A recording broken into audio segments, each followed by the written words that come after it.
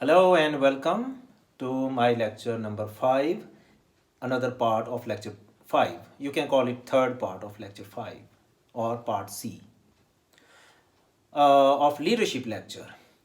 In this lecture, I would be talking about leadership or leaders' delegation.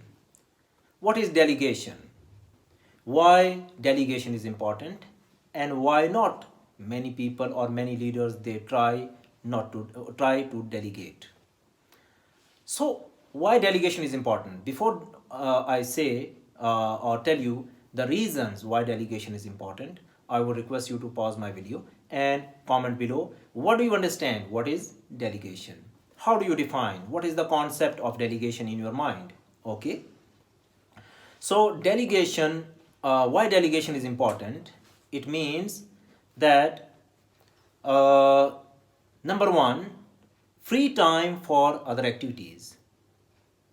You delegate the aspects or the job portions to others to get free time to do some other activities.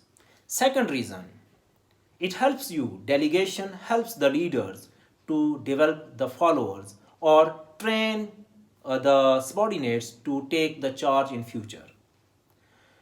The another reason of delegation is that it strengthens the organization. It helps up building or developing the team in the organization. So these are major 3 reasons for delegation. Number 2, the second aspect which I mentioned in the beginning of my lecture, that why people do not delegate, why most of the leaders, or what I call not leaders but the bosses or executives, they fail to delegate. There can be multiple reasons, but here I'm going to tell you few of them. Number 1, delegation takes too much time. That's why most of the leaders, they try not to delegate. They say instead of training or teaching or even coaching others, it's much better to do that work by myself or by ourselves. Number 2, why not they delegate? Number 2, delegation is risky. If you delegate the power, the resources, it can go wrong. Or maybe whatever you think to get it done, it may not get it done in that way or in that proper manner or in that proper it may not generate the proper results effectively.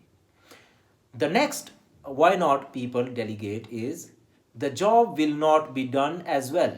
What I said, that maybe you delegate, it might not be done appropriately, or sometimes it happens it might not be done totally. Maybe people will say that okay, delegation is done, now it's up to me whether I do it or I do not do it. It's up to me. The next reason why executives do not delegate or fail to delegate is that the task is a desirable one.